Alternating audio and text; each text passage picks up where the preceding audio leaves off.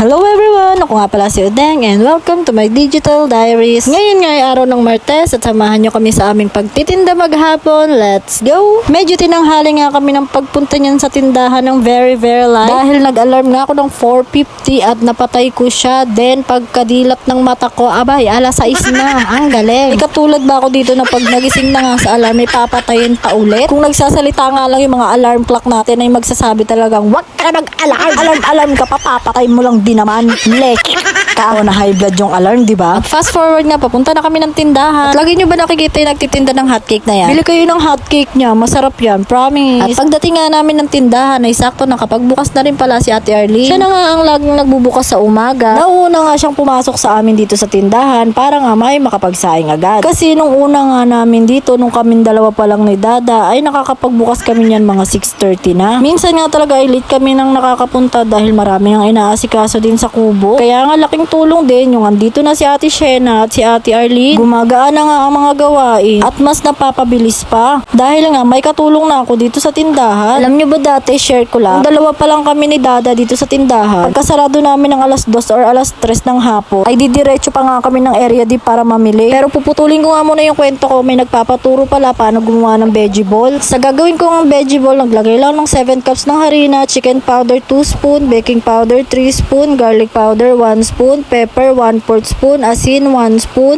then malunggay at toget, tapos tubig. Sa paglalagay nga ng tubig ay konti-konti lang muna hanggang sa makuha nyo yung tamang texture. At pag magluluto na nga kayo ng veggie ball, pwede kayong gumamit ng maliit na scoop. Ako nga ang ginagamit ko ay 2 kutsara dahil medyo malaki nga ang veggie ball namin. At alam nyo, ng mga bumibili sa amin, mura at malaki nga ang veggie ball namin kaya pang masa talaga. Hindi nga ganun ka-expensive ang gulay na nilalagay namin. Pero sa dahon pa nga lang ng malunggay ay paldo ka na, lalo na kung nagpapa-breastfeed ka. Busog ka na, may gatas ka pa, gana. Saan ka pa? Kay mama din ka na. Ito nga ang kwek-kwek ay meron na rin akong tutorial neto. Kaya kung gusto nyo nga po magluto ng kwek-kwek sa bahay, pakipanood na lang po sa last video ko. Padamay na rin ang ibang video ko. Thank you, salamat. At sinunod ko na ang lutuin itong crispy tofu. Pwede rin akong gumawa ng tutorial video neto kung paano ko nga tinitimplahan. Kung gusto nyo lang po, type nyo lang sa comment section crispy tofu kung bet nyo. Napakasarap nga rin po mood trip na itong crispy tofu, lalo na kung mainit pa.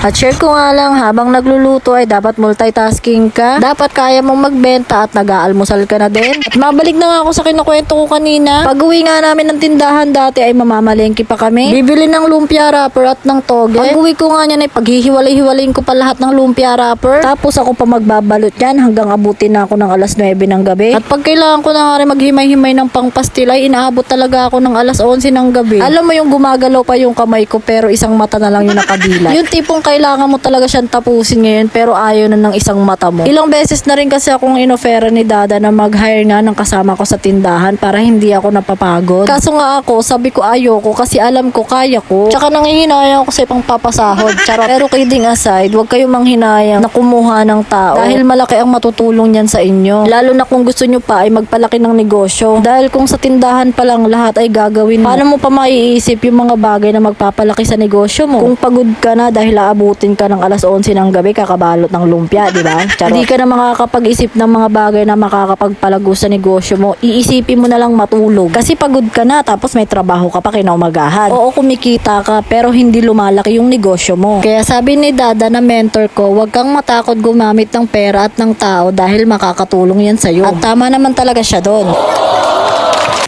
Mag-shoutout ka mo. Shoutout sa mga followers, viewers ng Betty ko dyan. Bumili na kayo dito. Sobrang sarap. Walang tapon. Saan masarap? Nandun ako! Bay, sorry ba? Magkano? Pero ilan lumpia? Tatlo lang. Then, kaya mo lang kayo. Ikyang kwek-kwek! Then, lumpia din mo. Chicken pastil te. Then, diba ba? Then, sige te. Ikyang kwek-kwek! Ikyang kwek-kwek! Ay, Jude! Ina na! Halo? Teka, ina kayo te. Ay, mo ako kakain. O ba, kaya sobrang swerte ko rin. Napunta ako sa business minded. Napunta ako sa taong iniisip lagi paano kikita ng pera. Kasi ako yung tipo ng taong walang alam talaga sa pagnenegosyo. Kaya swerte ko, yung partner ko masipag na, pogi pa sa mata ko, madiskarte pa. Siya nga lang yata yung hindi swerte sa akin. O ba, kamusta na kaya mental health nito? Magbubugaw na lang yan ng langaw ha, pero parang may langaw yung utak. Hindi, ganyan lang talaga ako guys. Masiyahing nilalang lang talaga kasi ako. At alam naman yun ng mga taong nakapaligid sa akin. Jiva, mabalik na nga tayo sa tindahan. 1 PM na nga yan at kumakain na kami ng tanghalian. Ang ulam ko nga dyan ay tortang talong at siomay. Si Dada nga ay chicken pastil, torta at egg. Sila ate nga sa loob. Ang ulam naman nila ay crispy pata at saka lechon, kareng. Pareho nga lang kami ng mga inuulam dyan. Pero bahala na lang din sila kung anong gusto nilang iulam. Sa pagkain nga hindi kami mahigpit dahil pagkain nga ang binibenta namin tapos maghihigpit pa kami sa pagkain, di ba? At pagkatapos ko nga kumain ay binalatan ko na isa-isa tong mga hotdog. Pagkatapos ko nga niyan ay nilagay ko na yan sa freezer at magsasara na nga kami. Kung si Ate Arlene nga ang nagbukas, kami naman ngayon ni Ate Shena ang magsasara dahil wala nga si Dada. Hinatid ko nga muna yung isang galong sauce dyan sa pwesto ni Steven. Tsaka pinasok ko na tong lamesang kainan sa labas. Nagsara na nga kami niyan at sabay-sabay kami maglalakad niyan papunta sa amin. Double check nga muna namin ang mga lock at mga kalan kung may bukas pa. Then okay na nga, uwian na. Thank you for watching. Love you. Bye. Mwah.